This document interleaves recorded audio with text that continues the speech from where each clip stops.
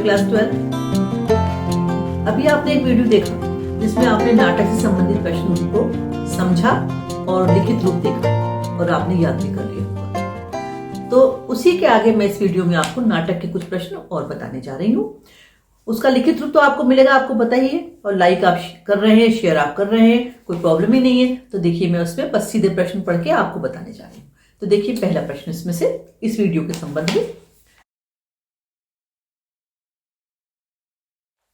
इसे आप कह भी सकते हैं कि नाटक से संबंधित प्रश्न पार्ट 2।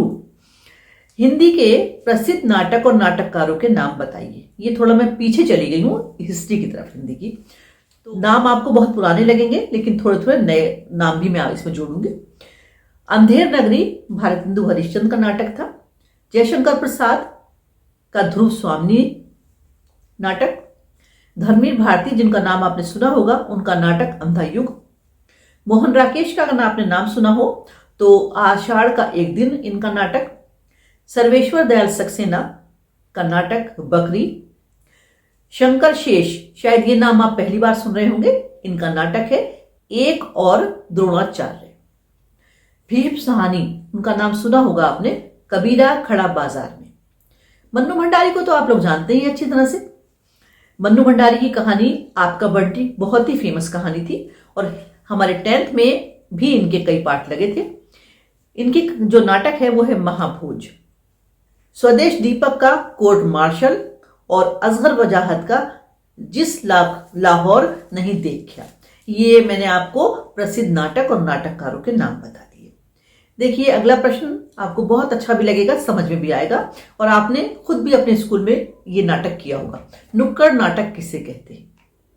देखिए नुक्कड़ नाटक एक ऐसी विधा है जो परंपरागत रंगमंची नाटकों से अलग होता है। ये रंगमंच यानी कि स्टेज पर नहीं खेला जाता और आमतौर पर इसकी रचना किसी एक लेखक द्वारा भी नहीं की जाती, बल्कि सामाजिक परिस्थितियों और संदर्भ से उभरे विषयों को इसके द्वारा चुना जाता है। जैसा कि इसके नाम से स्पष्ट है, किसी गली, चौराहे, संस्थान, स्कूल के मैदान या किसी भी सार्वजनिक स्थल पर इसको खेल लिया जाता है। इसका कोई ना कोई उद्देश्य अवश्य होता है। भारत में नुक्कड़ नाटक को लोकप्रिय बनाने का श्रेय सफदर हाशमी जी को जाता है।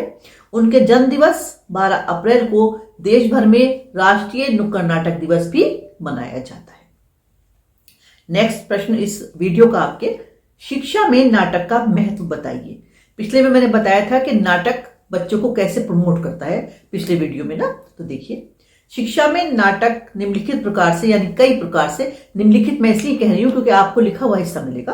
तो शिक्षा में नाटक कई प्रकार से महत्व रखता है। जैसे वो सामाजिक विकास करता है, सृजनात्मक विकास करता है यानी क्रिएटिविटी जगाता है, कलात्मक विकास करता है, शारीरिक विकास तो करता ही है क्योंकि हमें बोलने का तरीका आता है, हमें अपने आप को प्रदर्शित करने का तरीका आता है, और मानसिक विकास करता है। तो जो चीजें इस तरह से विकास करेंगी, जो सृजनात्मक करेंगी, जो क्रिएटिव चीजें होंगी, उनसे मानसिक विकास तो होता ही होता है। और दूसरी लास्ट इसकी बात यह है कि ये जो नाटक हैं वो हमारे पारंपरिक धरोहर भी हैं जो शिक्षा के माध्यम से हमें मिलते हैं।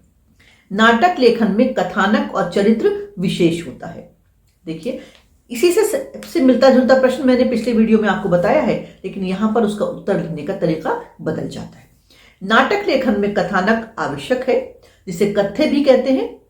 नाटक में किसी कहानी के रूप को संरचना के अंदर बदलना होता है, जिसके लिए नाटककार को संरचना की समझ, जानकारी और अनुभव होना चाहिए। तात्पर्य यह है कि किसी कहानी को लेकर उसको संवादों के माध्यम से समझाने की कोशिश की जाती है।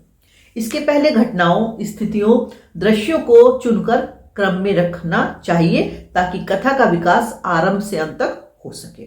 चरित्र नाटक को सशक्त बनाने में विशेष योगदान देते हैं। नाटक लिखते समय अत्यंत आवश्यक है नाटक के पात्र और उसके चरित्र उथले ना होकर क्रियाओं, प्रतिक्रियाओं को व्यक्त करने वाले हों। उथले माने सतही ना हो, बल्कि एक्शन का रिएक्शन बहुत ही अच्छी तरह से दे, समझाएं। नाटक का अर्थ स्पष्ट कीजिए और बताइए नाटक अन्य विधाओं से भिन्न है किस प्रकार। नाटक साहित्य की वो विधा है जिसे पढ़ा, सुना और देखा जा सकता है। यहां मैंने प्रश्न का सरलीकरण कर दिया है।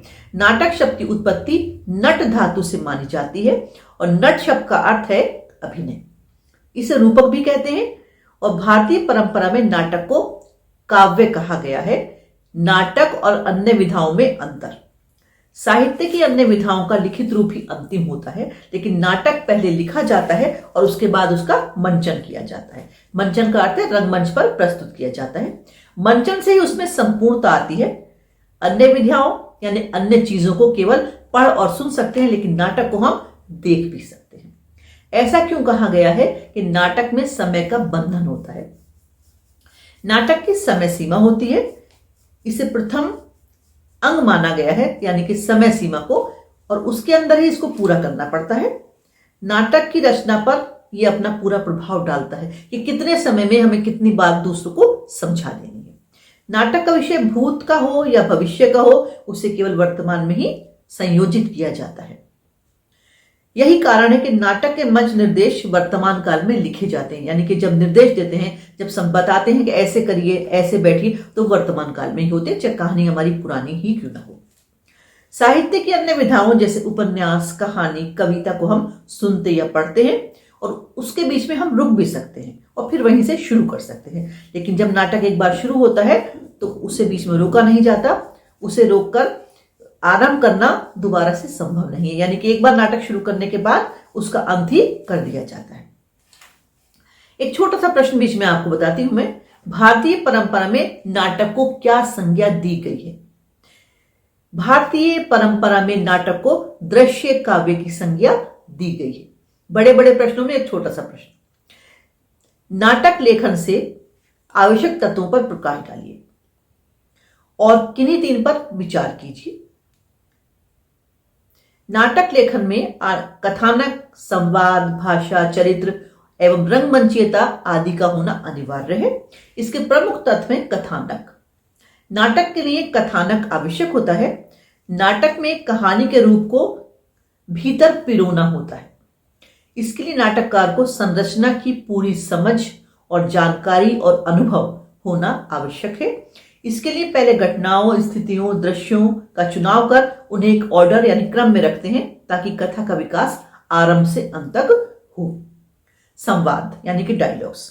नाटक का सबसे महत्वपूर्ण माध्यम उसके संवाद हैं। ये वो तत्व है जो सशक्त और कमजोर नाटक को अलग कर देता है। संवाद जितने सहज और स्वाभाविक होंगे, नाटक दर्शकों को उतना ही अपने आप से जोड़ लेगा। भाषा। किसी भी नाटक की भाषा उस नाटक का प्राण होती है।